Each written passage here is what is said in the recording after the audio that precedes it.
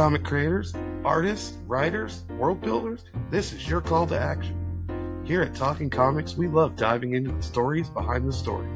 Whether you're just starting out or you've been in the game for years, we want to hear your journey, your creative process, and what fuels your imagination. So, ready to talk comics with us? Message us or hit the link in our bio and be a guest on Talking Comics. So this is take 2. Yeah. But, welcome to Talking Comics. This week we got CL Zeno on. We did this before, but it didn't record. So I learned some valuable lessons in that one to know what to look for to make sure things record. So before we jump into your comics and stuff, again, tell us about yourself. Okay. So CL Zeno, I'm a comic writer and artist based out of Richmond, Virginia. I was down in Hampton Roads, Virginia for 8-9 years. Moved up to Richmond recently. Yeah, I write and I draw. I like to collaborate with a lot of different local talent, especially. We have a wealth of talent down in Hampton Roads. So the penciler and inker and colorist stuff is all fun, but if I want to be able to get the comics out in like a reasonable amount of time, right, and serve the fans so they're not waiting 2 years for a book. I mean, collaboration's the name of the game. The amount of pages you can do per day is really what it's all about in comics. And so I found myself on the disciplines that do take me a longer time, inking, lettering. I found myself collaborating a lot more. And it's only been a positive experience collaborating with other people. Like the inkers that I'm working with now are bringing just such a wealth of talent to the comics that it just makes me excited to continue making comics. Like I made my first comic, Evandra's Theory, with 3 guys down in Hampton Roads. During COVID, I was working on Drunk Mom, which is it was going to be my first comic. Things got a little bit sidetracked during COVID. So we worked on, collaborating. And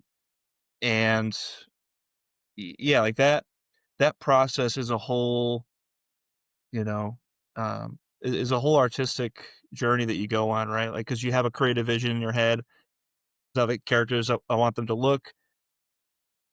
And when you kind of take your hands off the reins and let somebody else play with your toys, it's not a mixed bag, but it's unsure, right? Like, you don't have that creative vision in your head necessarily being your North Star. You have what's on the script or what art direction you talked about. And so if that doesn't necessarily represent the vision in your head, or if they have a unique style, they're going to leave their fingerprint on it. And that's not something that I guess anticipated getting into in a big way, but I really enjoy collaborating. I enjoy thinking like, oh man, which artist is going to be the best for this project, and meeting new artists and going to Comic Cons and seeing, hey, what's your comic? What's your style? What's your story, right? Because we're all doing storytelling. And so the community building is something I'm really passionate about. So I think, as much as, yes, I would love if everybody read Drunk Mom and Evandra's Theory and all that, I am also as interested in learning what other people's projects are, and building that community, because that's just such a rewarding experience, in my opinion. That's a little bit about me. That is 100%. I'm a collaborator first. Collaborator Yeah. first. That works. Yeah. You mentioned the community, and that's something that I don't think I anticipated when I started this with my daughter, a few months ago, was how big the community is and how welcoming the community is and how awesome it is. I've met nothing but, awesome people, nice people. They all want to work together. They all want to be together, help each other, and it's been a really good experience. And finding an artist, I found an artist for my book, and, we got some pages coming back and stuff, and it's been you touched on it. You don't have control over how they interpret, the words on the page, right? And I love it. It's been an amazing process of every time he sends me just the sketch and then the inks and then the color and then, the lettering. It's like, it's 1,000 times better because he's involved in doing it than I would have ever done on my own, and time wise, because I would have never been able to, draw a page a week or whatever. So Th- it's been This is a great. good example. So I have two projects that I worked on with two local artists. So one is Black Hands. He goes by Black Hands. He's a musician. He's a friend of mine, and he's like, "Hey man, you draw comics, right?" And I was like, "Yeah." And so we adapted his one of his songs on his album into a comic book, and so he wrote it and I drew That's it, right? cool. So I got the art credit for that one. But then I also went to Richmond Comic Con at the Raceway and met Jason Keith, the Marvel color artist. And he's like, "Hey, you write comics, right?" And so we collaborated on this one. So it's kind of like at the end of the day, like gun to my head, I think writing is probably my best discipline. But I mean, I've been drawing my whole life, man. Like I when thinking about letting someone else pencil Drunk Mom, it's not like, oh, they're gonna mess it up. It's like, oh, I don't get to draw. Like it's a bummer. So, like, I'll work with an inker. I would like to draw it because I enjoy drawing, and so yeah, like I think writing is probably what I'm going to pursue, but I will probably never stop drawing. It, Even if it's not something that I do for comics, I'm still just going to draw as a hobby. So Yeah, well, you can still always draw some, with in your book or another yeah, book, or like I said, you got a credit for drawing in the song, the one based off the yeah, song. exactly. So I mean, that's really cool. What do you do quicker, drawing or Dude, writing? that's what I'm saying is like writing is just not even work to me. Like I don't even know what it is. Really? Like Okay. somebody's just like, "Oh, I have this idea. Here are my notes," and it's just like a Rubik's cube, and I just sit there and I just figure it out So you're writing for other people too. voraciously. Yeah, like it just Wow. comes out, man. Like, uh, Okay. like for whatever reason, my brain is just, what's the story? How do we get there? Like, let's get it out. Let's get it all on paper. We can edit it later. But yeah, like I'll just I wrote all 3 issues for Enchanted Circus of Wonder over Christmas break, which was about 2 weeks. And it's 20 pages a piece, so 60 pages in less than 2 weeks. On top of doing Christmas stuff with my family, I got engaged Right. to my And fiance at the working. time, so Yeah. like it was just typing away on my phone. Yeah. Nonstop. Uh, What was the conversation like, or what was the process like to even get to that gig? Or like, the Enchanted how did Circus, that go? yeah, Like, yeah, so like he has an idea. This is my idea. Like, what was that yeah. conversation? So my friend Brian Lacey, who worked on Evandra's theory, the entire thing was completely by chance. So Brian texted me and said, "Hey man, are you coming to Richmond Comic Con? I know you didn't get a table because you thought you were working this weekend, but I mean it's across the street. Are you coming over to say hi? Like, what's the deal?"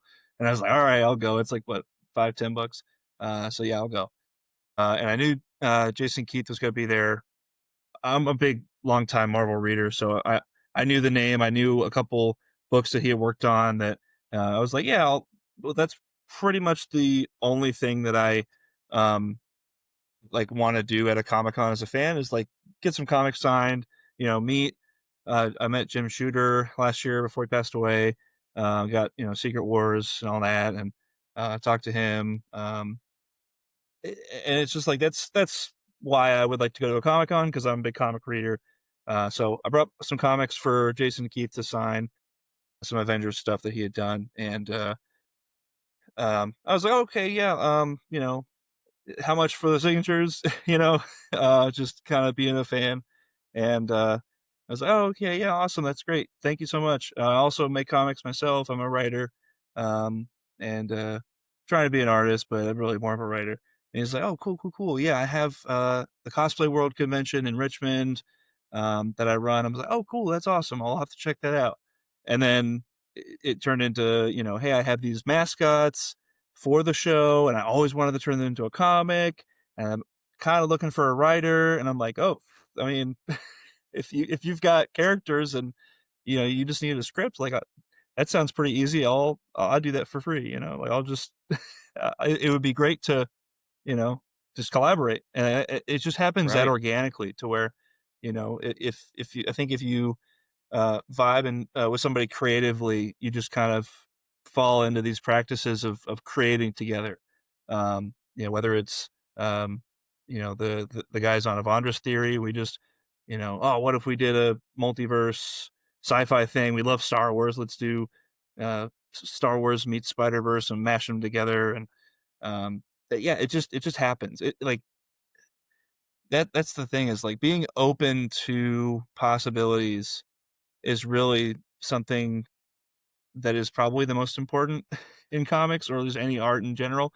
Opening yourself up to like a art gallery showing or any tabling event that you've never heard of. You have to kind of just be constantly learning, constantly taking in new information. Even if you talk to the same people, they can be, oh, have you heard of this convention or this convention? And just expanding your community until you have a good network of people that you can continue to collaborate with. So Yeah, I mean that's how you break in, right? Is creating that network of people. I mean I've wrote down I think 2 or 3 conventions already that you've mentioned that I'm going to look into. yeah, Cosplay World's great. When's the Richmond one? Well, when are both of So those? uh Comic Con, or I think it's called the Virginia Comic Con, at the Richmond Raceway. That one, um, they had it in May, if I'm not mistaken, and then they do a couple smaller events. Like the Virginia Comic Con title will do like a fall show, and they did like an anime show, Anime Richmond. It was the first year that they did that. Um, Gotcha. and then Cosplay World, which Jason Keith is the kind of the mind behind that convention. That one was in July, and they're having a like a Halloween themed show in like 2 weeks, which I'm excited to Sweet. return to. Um, Cosplay World was probably one of my favorite conventions I've been to. Even like as a comic creator, feeling a little bit out of place. Like, oh, I don't know if I'm the right, target audience here. But it was just such a small and like intimate like community, and you can tell that everybody was like, "Oh my gosh, it's good to see you," even though I'm from New York, and I'm Right. from DC, and I'm from wherever. They were, so they had this thing called Built for Battle League, which is like a card game, a trading card game, and they have cosplayers as the characters that you play as, and so you have your friends fight each other in a trading card game. And I was like, that's the coolest thing ever. And they're like, yeah, half the people are here. You can get them to sign your cards. I'm like, oh my gosh, this is great. Let's do that. That's So really like, cool. it was a good time. Joey Mason, who was the artist for the backup story in Enchanted Circus, was there. This guy right here. Very So I cool. got to meet him. I had sent him the script and everything for his story, and it was actually the first time we met. Um, was at the Cosplay World Convention. It was cool to talk to him. He did a sketch. He found out my fiance and I got engaged at Galaxy's Edge in Disneyland, and he did Oh, that's we cool. happened to be dressed up as Star Wars characters and cosplay for the convention, and he's like, "Oh, let me just do a quick sketch for you guys." And it's such a beautiful piece that um obviously I love having that in the house with my fiance and everything like that. But it's a piece that Joey gave me, who I've worked with, so it's a fun way to connect with him in the show, and it was just overall a great experience. um and then yeah, we're coming back Uh, in 2 weeks. we got a sidetrack now. You got to explain the how that went down. Okay. The proposal at Galaxy's Edge. So we went it was actually my first time going to Galaxy's Edge. I had never been. Uh, and even though like my family's very big into theme parks, my uncle designs a couple rides. He's done like the Back to the Future ride, the um Men in Black Alien Attack. That's a good Yeah, one. so Both of them were he's good. kind of our like our insider for theme park stuff, Right. and he drags us to all the parks, and you know, like he'll take us around at breakneck speeds, just doing the speed run because he knows the parks like the back of his hand and things like that. But it was crazy because I had never been to Big Galaxy's Edge, even though I'm a huge Star Wars fan. I got Death Star and Tatooine and all Oh, that tattooed on me. And it came out what, over 5 years ago, and I've never been. It's kind of crazy. I mean, it took me a couple years to get there too. I mean, I went like 3 years ago, I think. If So it took me a while to get at there. first it was like, oh, I don't want to hit the crowds. I don't want to have that bad experience. And then it was COVID, and then it's Right. like, why haven't I gone yet? But Yeah. no, so we went, we did the lightsaber building experience. Lisa's a little more evil than I am. She got the Sith saber, and I got the green lightsaber. And it was around Christmas time, so it was very cute that it was red and green. And so by the time we get out, we're both like Disney bounding. I have like my hair done up in like Ray from the Force Awakens kind of style, and we have like some costumes on. And outside of that lightsaber building experience, there's the Trilon Wishing Tree, which is like the Mhm. Batuan local folklore, to where foreigners aren't supposed to really tie a string on it and make a wish. It's kind of more for locals, but in some scenarios, they'll allow some foreigners to partake in their culture and stuff. But yeah, like right outside there, my uncle had the ring waiting for us, and it was right when we got to the park. And I basically told her, you're my shining star with a heart of Kyber. Would you make me the happiest man in the galaxy? And she was crying, I was crying, where everybody was crying. And it was just so beautiful, and it really just set the tone for the whole day. The whole day was magical.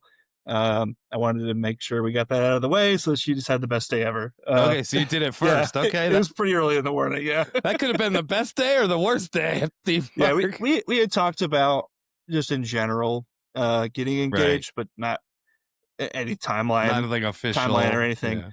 Yeah. So yeah, it was magical. It was definitely a day we'll never forget. And we we joke now that we have our engagement sabers, and for the wedding, she wants to get new wedding sabers. So it's just And then you have to get anniversary sabers and yeah, yeah. coming from the guy. It's been a Yeah. long time. She puts up with a lot of my nerdy habits, and uh, shares 90% of them. So it's really not a hard sell. Well, that's good. So What does she think of your writing? she thinks it's good. She enjoys like Drunk Bomb number one. She thinks is very funny. Um, It is great. I think I got to read that I one. think Phantasmagoria is, so it's based off my D&D campaign, and I didn't really expect to make it a very personal um, comic. My sister's character Goop, this frog fighter in our D&D campaign, is kind of a deplorable character. He's not a good guy. The frog people are like slavers, and so he has to like unlearn trying to enslave humans around him. So he has like very questionable ethics. And I was like, okay, well, it'll be a fun fantasy comic. I'm really glad to be able to do it. But I did find myself connecting a lot with Goop, and he's a monster, and there's a lot of self-loathing there. There's a lot of I mean, I get to talk about a lot of mental health issues. I mean, he's a vampire. He wants to be a hero. Working on issue 2 now. Uh, he he doesn't like what he is. He doesn't like what he's become. He's kind of wanting to end it all, and tries to commit suicide and can't because he's a vampire. He just respawns. Uh, and that's in like the first 3 pages. And Wow. yeah, it's pretty heavy, and and that's kind of where like I was inspired by like the Hulk movie, where they kind of do that as well. I think it's a deleted scene in the Avengers, to where there's like Antarctica scene where the Hulk tries to kill himself and he spits it out. He references it in the Avengers movie, but like Hmm. it's just that's kind of one of the reasons we all love the Hulk is that he talks about some of the harder things that he goes through, whether it's anger management, depression, just wanting to isolate himself from the whole world. Like it's a lot of heavy emotions, but at the end of the day, we love him, and that's kind of the relationship I found myself building with Goop is like, oh, I can impart all these dark things into into this character to go that he has to go through, and I can really delve into a really personal place. And Beverly sees that in my writing. She's like, wow, you are really this seems therapeutic for you to write this. And I'm like, it is. I really appreciate that it's coming through and that you're getting kind of the concepts that I'm putting on the page. So yeah, she enjoys the comic stuff. We're trying to make sure that I have a good, steady time every day to work on it and not kind of try to procrastinate it and cram it all in it all at once and burn myself out. Kind of do it the right way. So she's helping out quite a bit. Yeah, routine would be good. I used well, I took one night and I wrote like an outline, and then I had a 6 hour plane ride I flew to Best Seattle and time back, to work on it. and that was the like 6 hour. Like I was trapped in a seat. Like I wasn't going anywhere else. I was like, all right, this is my goal. This 6 hour, these both ways. It's like a total of like 10 hours, 11 hours. I wrote the script. I had to do a couple hours, finishing it up, but or in editing. But and then when I let my kid and others read it for the first time, that was a nerve-wracking Yeah, that experience. Like feedback. Yeah, it's very vulnerable I, putting yourself out I there. gave it to them, and I'm like, "Here you go," and I just ran and hid. But they liked it. It all worked out, and now as I'm getting pages back of the art, and But yeah, that's rewarding. it's so rewarding. It's amazing seeing it. And I just did a preview where people can get a 4-page preview of it, so it's really cool. That's awesome. So yes, you got into writing, you do some artwork, but you're more of the writer. What is how did you build those relationships with these other people? Like what was the partnership like building So I that? started to do tables right before COVID. Again, I can't emphasize enough how much what I thought was going to happen changed during COVID. I started doing tables. I had some art. And this was for Drunk Mom? Yeah, I had. Because you did that one all by yourself, right? Yeah, I was working on Drunk Mom. I had all 12 issues written. I was like, all right, I've Okay. got the whole arc done. I'm gonna put pen to paper. I'm gonna get this stuff done. Um, and we're gonna start doing tables. We're gonna do prints. We're gonna sell art. It's gonna be great. COVID hit. Did not happen like that. Before we were in isolation, we had an event at the Muse Writers Center in Norfolk. It was a exhibition on comic art. Um, yeah, I love the Muse. I've taught some comic classes there, um, and they're a nonprofit and they do a whole lot of educational programs for kids and teens and adults and everything. They're really great. And Very that's cool. where I met a couple of the guys there. So Micah, Manuel, Brian, we were all at the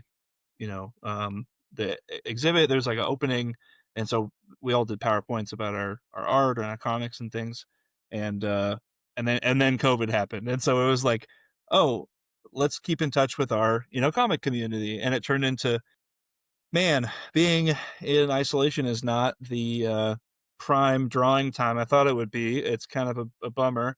Uh, I do want to, go to those meetings, those like you know, monthly comic creator meetings at the Muse that we had. We didn't have those, and so it was like, man, how do we keep up with each other? And so it just again organically turned into, well, what if we jam on something together? What if we make something positive out of this time, and keep each other engaged and keep each other accountable and all that. And it was a blast. I mean, we have 2 issues of Evandra's Theory.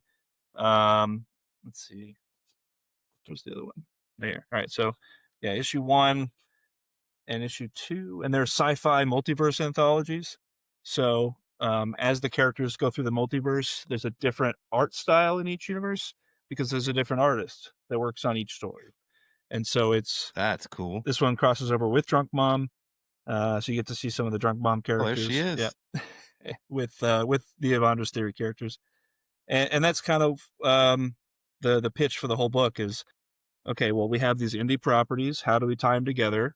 Okay, well, now we have these, multiversal heroes, and there's two of them right there. So we can have these adventures. It's an ongoing fight between good and evil. There's an evil dictator, tyrant guy who runs this evil empire, and then in the hero side, there's an allied legion of rangers that try to do peacekeeping and oppose the tyranny of Emperor Mata. But in different universes, they are varying levels of successful. So in kind of the main Prime universe, there's a presence of the Allied Legion, but the Empire has destroyed Nico's family. He's now in hiding. He's with his uncle, who's working on this this time machine. He's trying to go back in time to save his parents before they're killed. But when they fire up the time machine, Emperor Mata is made aware of their activities, and he sends an armada and blows it up, and everything goes to shit. So he then meets, as he's flying through the space-time continuum, he meets a version of himself that is a proud Allied Legion commander. He's basically tamping down Emperor Mata's movement into kind of a resistance that is just kind of in some foothills and in some desolate planets, and the outskirts of civilization. And he's very successful at it. And then there's another character who is from a universe where the Allied Legion basically all but just destroyed, and so he's got his arm blown off. He's fought his fair share of battles, but they're all the same person, and so they have a lot of the same experiences. And so part of what I want to bring to it, besides like kind of the lore and the cool, the cool aspects of the book that are kind of the reason why you buy it, to read those. I want to inject what those relationships look like, what those characters go through, their traumas, their coping mechanisms, kind of how they shape their personalities.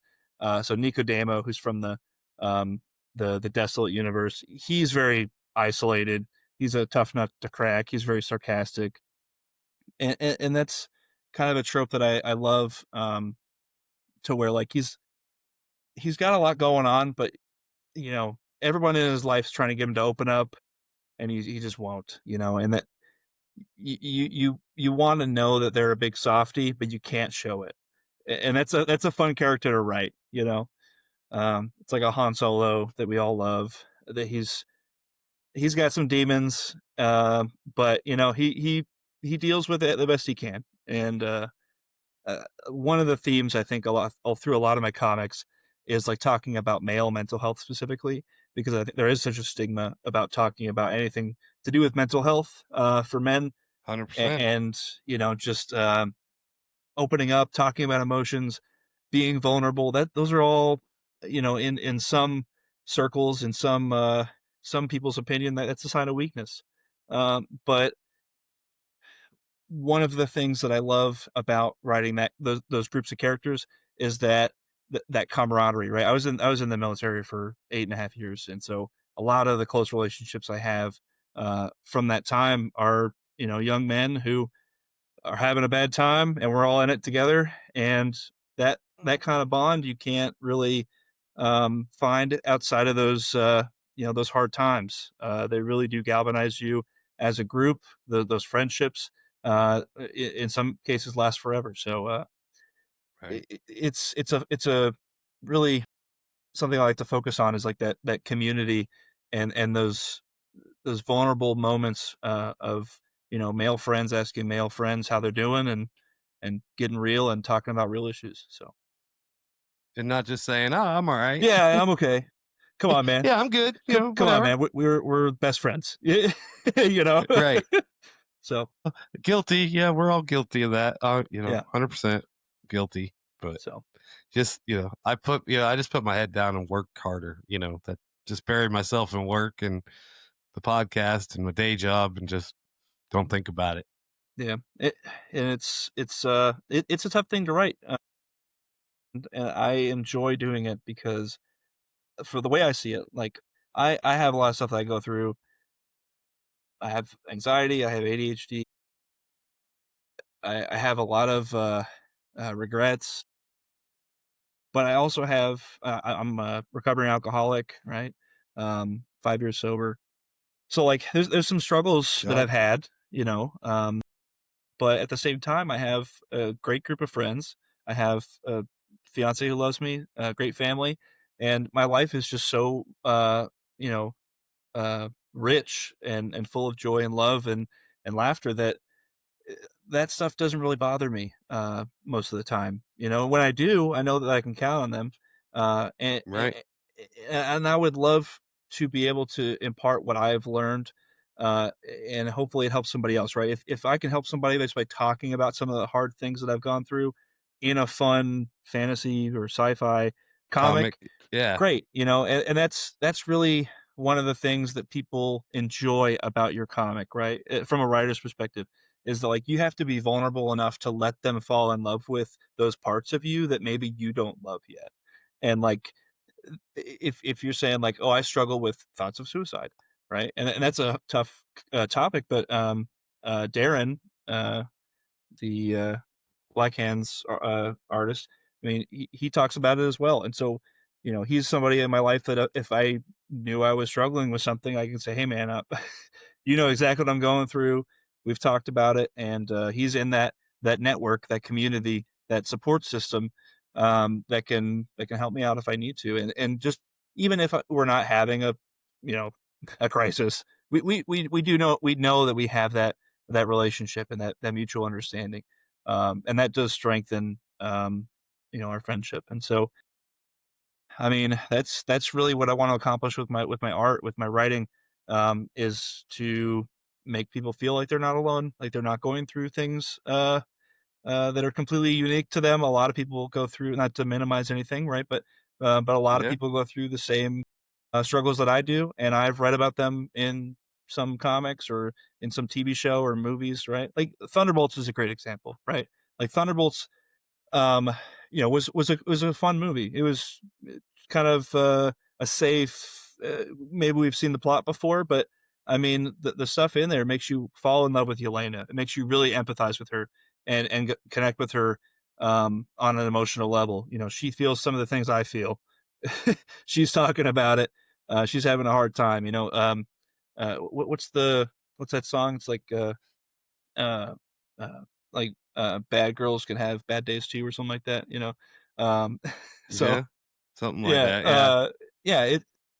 Your heroes aren't always the beacon of hope that we see them as public facing. In private times they have some private struggles, and those are the characters that I fell in love with reading Marvel comics growing up. I love the Hulk, I love Iron Man, Peter Parker. I mean, they're flawed individuals, and that's what makes us identify with them and fall in love with them. And so when we see them, fall down and get back up again every time, we feel that we can do the same thing. And just to understand and try to participate in that modern mythos is one of my favorite things about writing comics. Is can I write something as profound as the Stanley comics I grew up reading, right?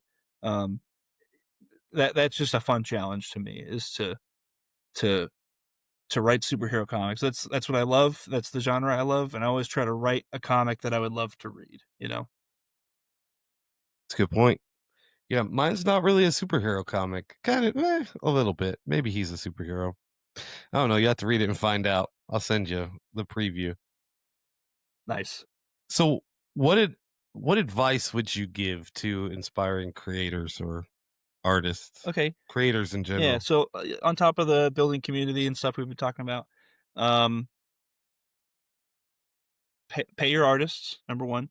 Uh, that's, a great piece of advice I could give, is, like, even if know somebody, that does comic art, and, you're both kinda of the understanding that you're gonna maybe put a lot more into it financially than you're gonna get out of it, and that's fine. You should still pay them. You should still pay them for their labor, because it is labor, uh, Hmm. and it it's not the number one most important thing about making comics, right? It's the money, but it, I think, rewards people for, doing the creative, um, uh, uh, practice or habit.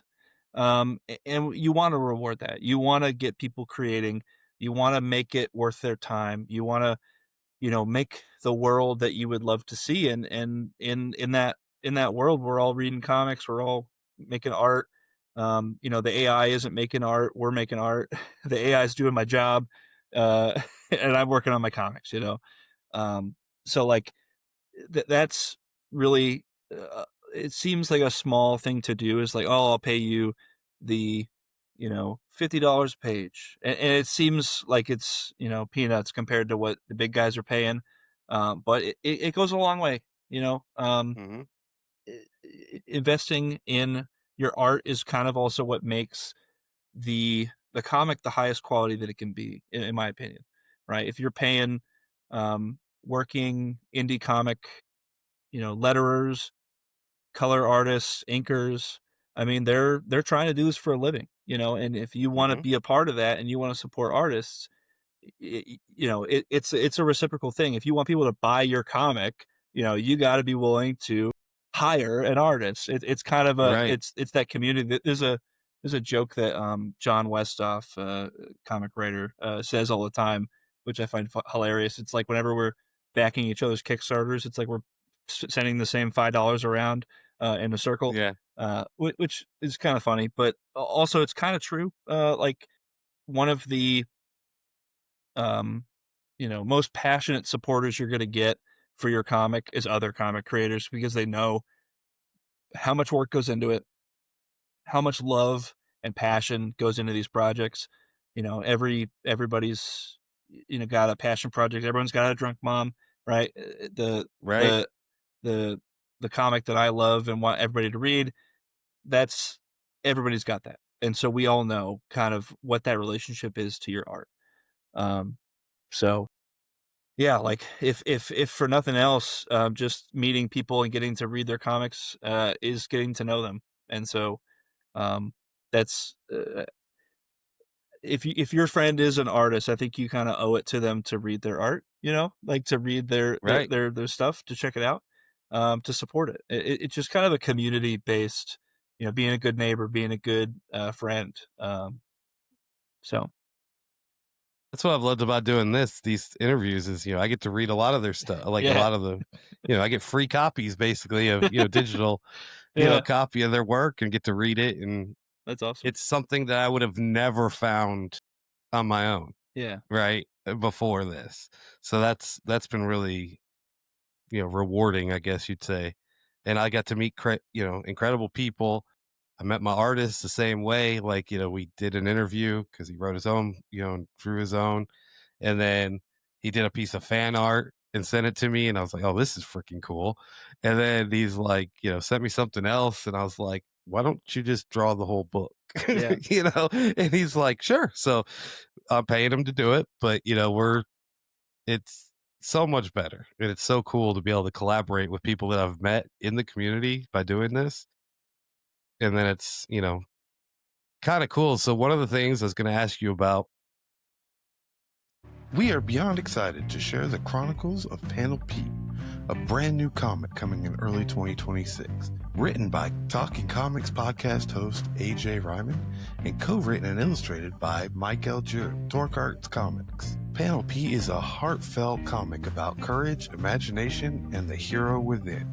Sure, he may stir up a little mischief, but at the end of the day, he's the hero we all need. Expect variant covers, exclusive merch, and much more. Follow the links in our bio, hit that notify me on launch on Kickstarter, and join us on this adventure. So in my comic, and I'll show you a picture in the when I send you the email, the recap. Part of my book is set in a comic shop, nice. right? So what does the comic shop have? But comics all over the walls. So one of like my homage to the indie comic world that I'm a part of now because I'm interviewing and now I'm a comic writer some of the people that I've interviewed, I've asked to use their their covers on the shelf in my comic book, That's in cool. the comic, in like Yeah. to, you know, in the panels that are set inside the comic shop, instead of just making generic comics, you know, in there, use the people that I've met. So like having Drunk Mom on Yeah. there, right? Yeah, feel free. You know, just like, all right, cool. So I have it on, it's recorded. No, It's and, free advertising. What's Drunk Mom? Never heard of yeah, it. You know, but right. it's So so much cooler than that. You know, it's like when you watch a Kevin Smith movie and they go into right, his comic shop and they've got, you know, references to his old stuff, and you're like, oh, that's a cool Easter egg. You know, it just yep, makes you feel like you're an informed member of the community when you know those things. You know, yeah. right. So, and that's like my, you know, as an Easter egg or an homage to the, you know, community itself, you know, the people I've interviewed, putting their work in my book, I think is just the coolest, a really cool thing to do. And, you know, everybody's been super excited about doing it. So that's been really cool. So on that note, what Easter eggs are in your books? Man. What are you going to hide or share for us? So, all right, I got, while you were talking, it reminded me of it, but Brian Lacey, his issue 2 story, um, has Nicodemo's lair. They go back to his lair. Ah, He's got the long yeah, box of comics. He's got yeah. Red Knight #1. He's got Project New Wave #1, and he's got by the end of it, So yeah, he's I'm not saying this was an original idea. so he's showing like, hey, here are all the other evil Emperor Matas from the other universes. You know, this is what we're up against. We really need to collectivize, find some other people to help us out, because it's a war of attrition. If we don't, you know, win this numbers game, we're going to lose. And so Right, they start talking about, you know, hey, we got to get some help. Where are we going next? And he's like, I have an idea. You know, here's my other that's comic awesome. book. We're Right, in the next issue. We're gonna go get my superhero. And so it's like it's a fun way to world build, because you know we're trying to make it so that Evandra's theory is public domain or Creative Commons, right? So where anybody can really use these characters and put them in their world. mm-hmm. Um, and as long as you know you're the arbiter of your own universe's continuity, and so as long as you don't mess everything up to a point where you don't like it, you know, you're fine. Like you can kill off any of the Evandra's characters, and there's a whole other universe with, you know, all of them, you know, in the next book. And so it's low stakes in that, like, it could never end, but it's also like it's He-Man and Skeletor. You know, it's the fate of the universe, the fate of the multiverse, and good versus evil. But you know, the fight never ends. You have to keep fighting for good.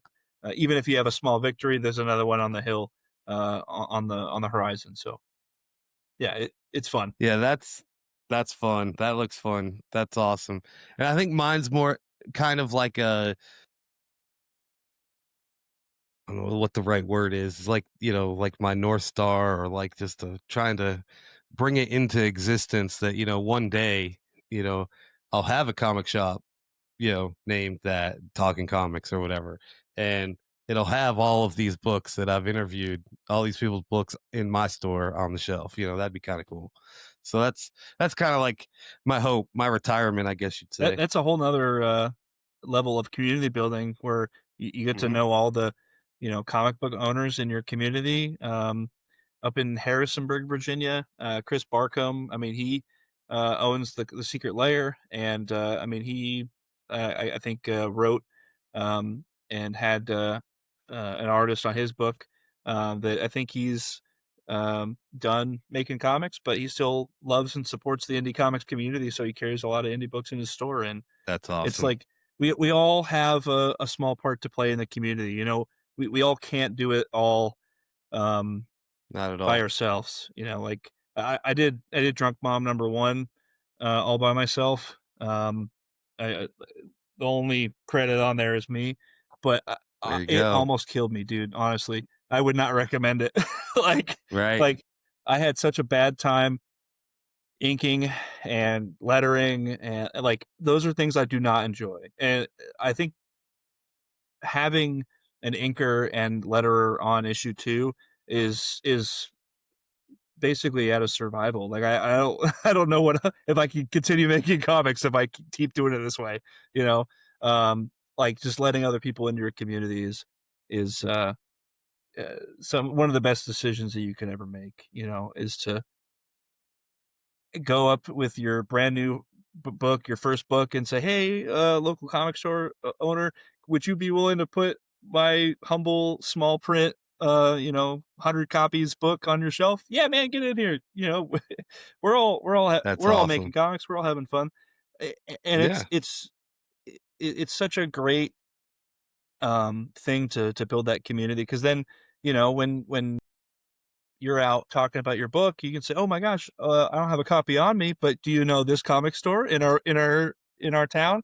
Go there, they have it." And they go, and then you get more people reading comics that maybe aren't reading them right now, just to go get your book. And while they're in there, they pick up, Absolute Batman, and they pick up, some other Good stuff. one.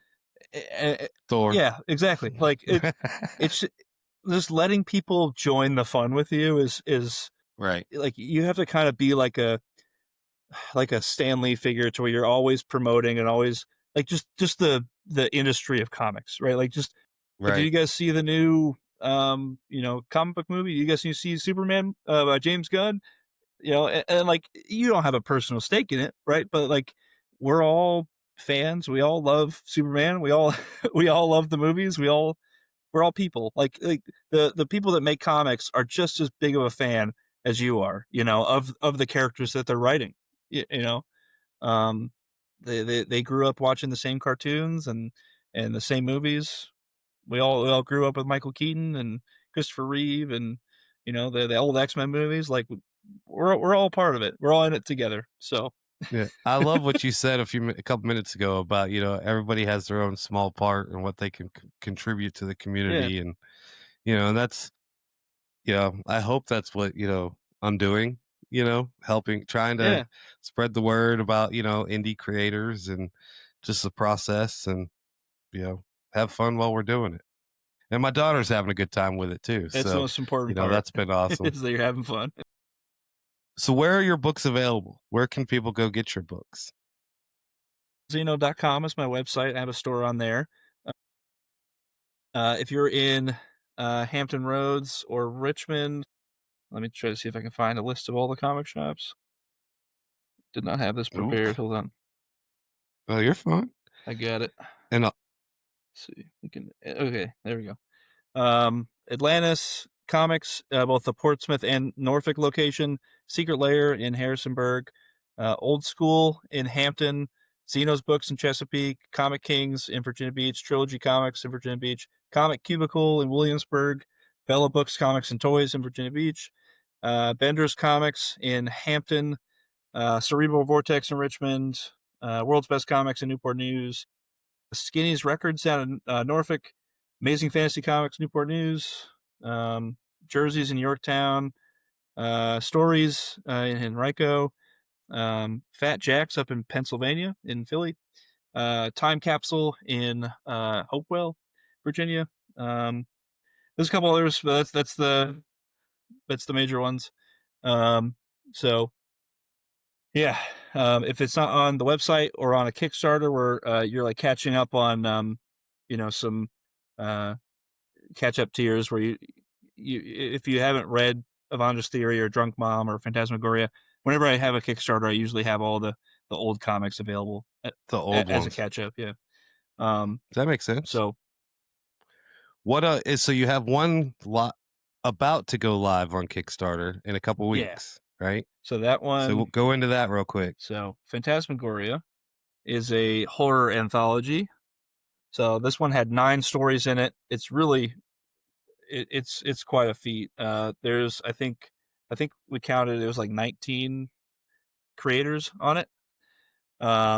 Like just the credits page. Very cool. The credits page is kind of ridiculous.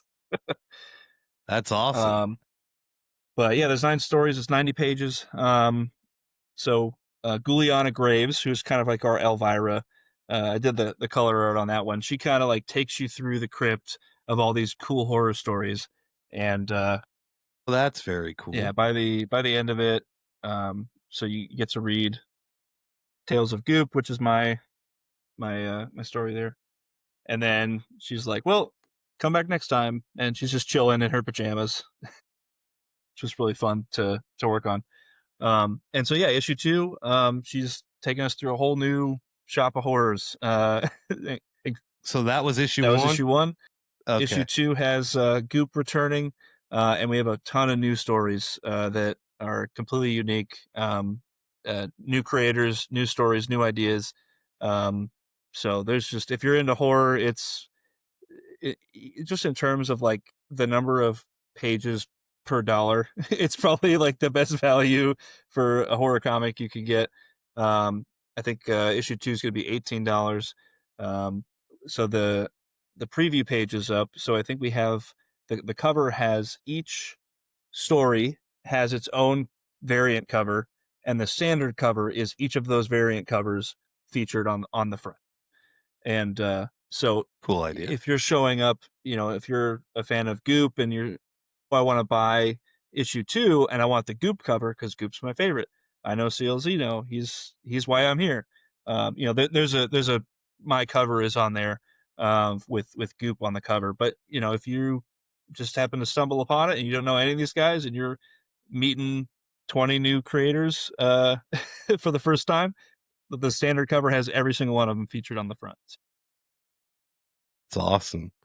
When's your next convention Next convention, let me get the actual or date. tabling event? Yeah, let me get the actual date on here. October 25th is the Cosplay World Show, and I think it's down in Chesapeake. So the main event is in Richmond, but they're hosting a show down in Chesapeake, Virginia. Very awesome. All right. So I asked you this last time too, but is there anything else that you would want, that we need to cover that we haven't covered? And then I have some fun questions. Okay. That you've had time to think about. Yeah. Let me think. So besides the Phantasmagoria pre-launch page, if you go to my Instagram on like my link tree, Mhm. I have my email list if people want to follow along. Uh, I'm trying to get off social media as much as I can while still posting everything I need to, just not Right. being sucked into the siren song of the doom scrolling that is social media. Um, so if you're trying to kind of be off of that, I have a newsletter on there that you can sign up for. Anytime I have an update, a tabling event, a Kickstarter, I try to put out that information through the newsletter first. And there even be some like secret rewards is something that we're doing on Kickstarter now, to where you can send out like custom links to get people like on your email list, for example, exclusive access to rewards that aren't available to the normal viewers on Kickstarter. So Very cool. yeah, the email list is on there. And just in general, I'm pretty active on Instagram and Blue Sky. I have a TikTok and a Facebook account. And yeah, that's it. Very cool. All right. Well, all that info, I'll put all that in the show notes too, the copy of your link tree and to the Kickstarter. That's going to go live soon. So hit that notify me on launch. I've gotten good at saying that because I'm telling people to do the same on mine. That's right. So go to both. Both links will be there. Go click the notify me on launch. And yeah, I just learned I didn't learn. I knew it. I just been procrastinating the whole email, getting an email database. Right. So I put that together this week. And so if you sign up for my newsletter, you get the free preview in the response email of like the first 5 pages of my comic book. So that's kind of cool. Nice. But I didn't know about that hidden rewards. Yeah, I'll have to do a secret little bit more rewards. digging on the Kickstarter. Yeah, I'm doing You know. my first secret awards for Drunk Mom number 3. It's going to be exclusive to the email list. So yeah, Very cool. the handle is just at CL Zeno everywhere. So CLZENO. Okay. There we go. I'll have the links in the description as well. So Perfect. it'll be perfect. All right. So here's the fun questions. Who is your first favorite superhero or comic character that you like? I think besides Spider-Man, who I think is every kid's favorite superhero at a very young age, the Silver Surfer was such a pivotal part of my childhood. I have a tattoo on my Oh, arm. I got another Galactus and the Silver Surfer on my back, tattooed. um, so when I was reading Silver Surfer #1, specifically the John Buscema and Stan Lee comic, um, I I felt like I understood a lot of the more mature or like cerebral themes that they were talking about in there at a very young age. And so and I never felt like I was being talked down to. I never thought that, this is a kiddie comic and this isn't um, this is just Captain Underpants or whatever, like this is for kids. right. Like I felt like I was being treated like an adult. And like, I think your favorite relationships with like your family members when you're a kid is like the adults that have like real conversations with you and are just like, what's your favorite color? That Right. that ask you what you think and what you like. And I get accused all the time of having those type of conversations with my kids because I like yeah, I don't know. My kids have way more adult conversations than they do conversations with other kids, and some say it's bad. I think it's prepares them for the future. yeah. Yeah, like so when they're, when Surfer is banished to Earth by Galactus, and he's starting to learn humanity a little bit more, and the military just sends tanks and fighter jets and stuff at him, and he's just like, why is humanity like this? Why are they so war torn and judgmental of somebody just because they're different than them. And like it was like, wow, that's a pretty profound thing for your main character to be struggling with. Right. Like the stranger in a strange land thing. And just because he looks different, he has to put himself in a trench coat like the Thing does, because every comic character wore a trench coat sometime. I mean, yeah, he covers himself up and knows that he's different and has to deal with that. And that was something that I was kind of moved by at a young age. And there's a certain amount of humanity to that character that it just reminds me of Superman. It takes a being that is from another planet, that is alien, to come to Earth and show us what humanity is. And like that is just such a heavy um concept that obviously is the reason why Superman is extremely popular and successful and a household name. But for me, that was the Silver Surfer. And yeah, he's a hero in his own right. He has some things that he's done in the past that he maybe regrets and has to deal with. But I mean, who doesn't? And yeah, that really captured my imagination when I was a kid. So That's kept awesome. me reading for a long time. Well, do you remember the first comic book you ever read? I think it was a Radioactive Man, like Bongo Simpsons comic. Like Yeah. there's a handful where I think I know which like 5 or 6 were like my first ones. There's that. There's like Yeah. Hit #1. There's like a Batman versus Superman from like the '70s. That's really silly. And like Legions of Superheroes. Like it's just it is a handful of comics that like I know which ones I had growing up. I just couldn't tell you which one Right. was the first one Which one because was I read them first? 100 times over and over and over.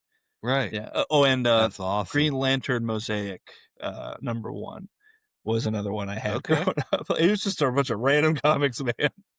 I was just getting whatever Hey, I could that's get my okay. hands on. And then from there, it was like my dad just saw me reading the same stuff over and over, and he would get me the Marvel Essentials, the Ooh. 20 issues of the good stuff from back in the day, and it's all black and white. It's all on newsprint.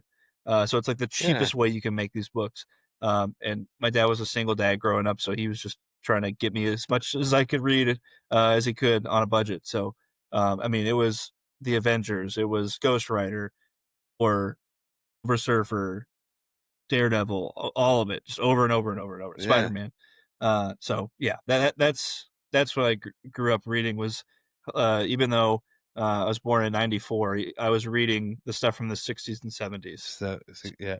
I haven't started reading that stuff till recently, right? So it's really cool. Like I'm trying to read the whole Mighty Thor run, But yeah. and I mean, I've only read, a few of them, but it's still really cool reading like the original stories. Yeah, You a know, lot of the them hold first up. appearance of these. The funniest thing in there is the advertisements. If you get some of those older issues, Yes. they're just even if you don't enjoy reading comics, like if you're for whatever Just reason, seeing the ads. yeah, if for whatever reason you're listening to this podcast this far in, and you don't happen to read comic books, Yeah, right. like for whatever reason, yeah, just if you know somebody that has comics and is like, hey, could I read one of these older ones?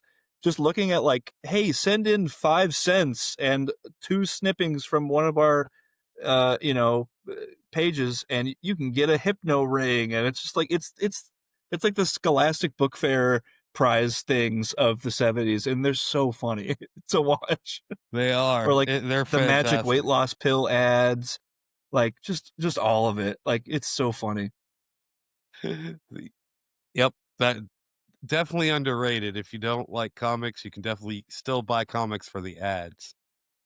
I'm gonna have to figure out a way to loop that into the beginning somehow to suck people in. We'll put it as a hashtag comic ads or That's something. funny. What is your favorite current series? Current series. Oh man. Let's see. That's a hard one. I like the Absolute Batman's really good.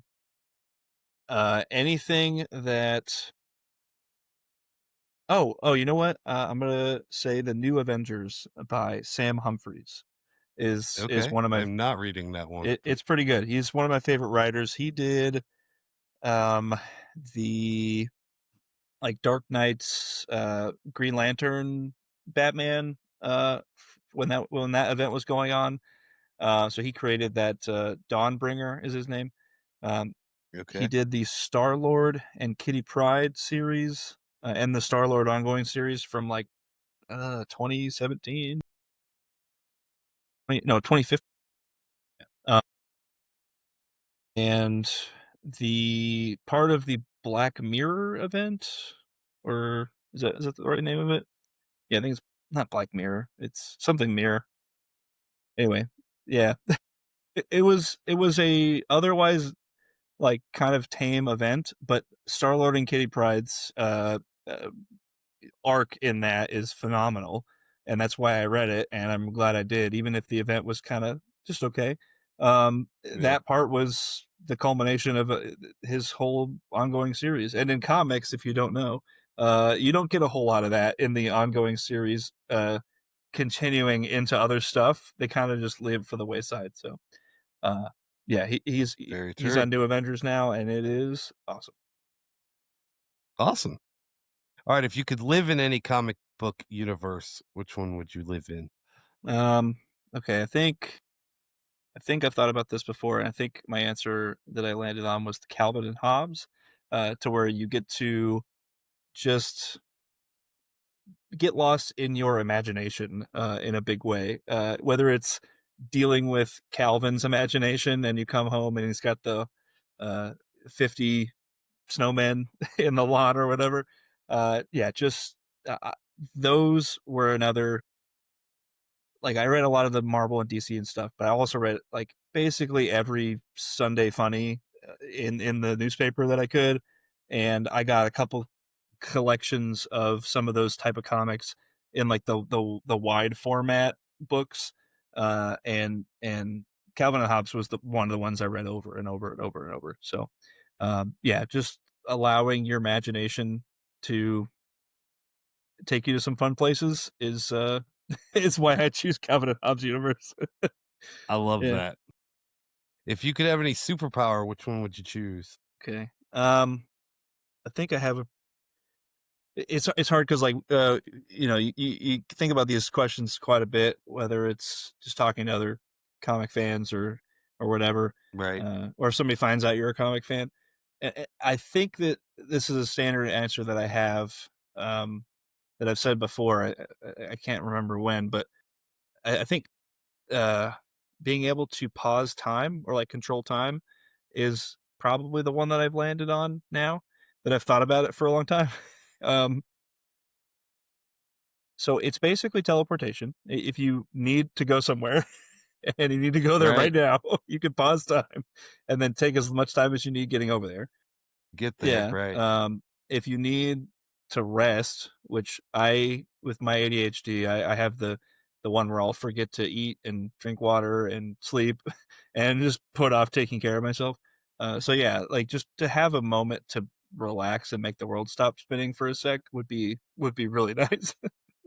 I like that one. I like that Yeah. answer. All right, which comic book character would you want as your personal sidekick? And it could be any character. Personal sidekick. Okay. This one I definitely don't have a standard answer for. I, if you've asked me it before, I will probably give a different answer. Well, I'll never know because Yeah. I can't record. I can't go back to see the recording, so Let's see. 'cause it's not there. That's a hard one because, like, I don't think that I personally care about, like, if I were a superhero, I would personally care about like them being more powerful than me or like outshining me. That's kind of part of Drunk Mom, is that like she's the main hero, but Craig is doing a lot of the work and has a lot cooler toys than she does. Um, I think I would go with like Martian Manhunter or like Mr. Terrific or somebody. Like somebody that's like way more capable than me and could just like tell Right. me like, Just hey handle. man, Yeah, this is a really bad idea. This is why. uh, we're the face, but yeah, you do all the yeah. work. Like Vision's a really good member of the Avengers because he just, whenever there's like a plot hole, he will identify it immediately and tell them exactly why their plan will fail and that they need a new plan. And like he's kind of like emotionless about it. Like he doesn't really care what you think about what he just said.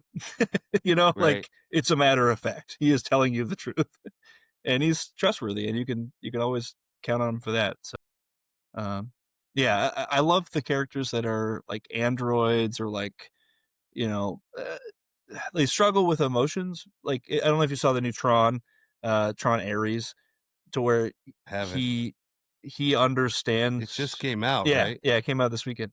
Um, he understands like human emotions, but like doesn't have them. So like he basically gives somebody like a psych evaluation like on the spot, and then is like, "Oh wow, fascinating. I wonder what that's like." And it's like, it's just so funny to me. I don't know why. Those are some of my favorite. Like Data Yeah, from Star exactly, Trek. I loved him totally. as a character. All right, last one. If your life were a comic book, what would the title be? Man, whew. Um, let's see. If my life were a comic book, it would probably just be me making mistakes and having fun, and so it would probably just be the misadventures of CL Zeno. Love it. Yeah, I love it. Well, awesome, man. Well, I think this one actually recorded. I appreciate you hanging out totally. with me, Yeah, absolutely. and this was fun. I think we got a lot of I think it was better. A lot of cool topics, and it's gonna go along well with what's coming out next. Everybody, go to the description and follow all the links and press all the buttons and do all the things to help both of us. And So, follow Talking Comics podcast if you're not following it already, so that whenever there's a new episode, you have it in your feed. awesome. Well, I appreciate that. Well, thanks, guys, and I'll talk to you soon. All right. All right.